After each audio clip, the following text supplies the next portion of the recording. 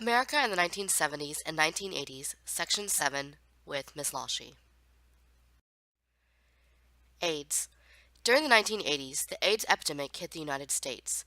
AIDS is also known as HIV.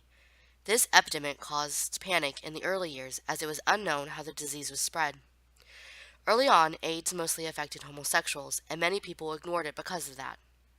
When AIDS began to appear in heterosexuals, more research and awareness began to occur. Many people would wear red ribbons in support of AIDS awareness. In the early year, AIDS was a death sentence. Today, with proper treatment, people with AIDS are living relatively normal lives. DARE. Drugs were another major concern during the 1980s. Cocaine was becoming a major problem. Drug Abuse Resistance Education, DARE, programs began to appear in schools all across the country.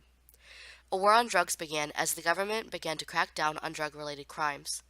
Sentences and punishments for drug-related crimes increased. Just Say No. Nancy Reagan began the campaign Just Say No. It was used in reference to drug use. Children were encouraged to say no to drugs. This slogan would later be adopted by the DARE program. Improving technology. In 1981, IBM introduced the personal computer. Previously, computers were very large and could take up an entire room. Over time, technology improved and became more accessible for everyday Americans.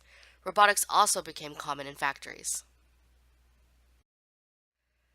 1987 stock market crash. The stock market crashed in 1987. The U.S. entered into a period of economic recession that would continue into the early 1990s.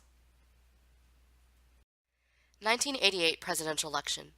During the 1988 presidential election, George H.W. Bush, the father of George W. Bush, ran against Michael Dukakis.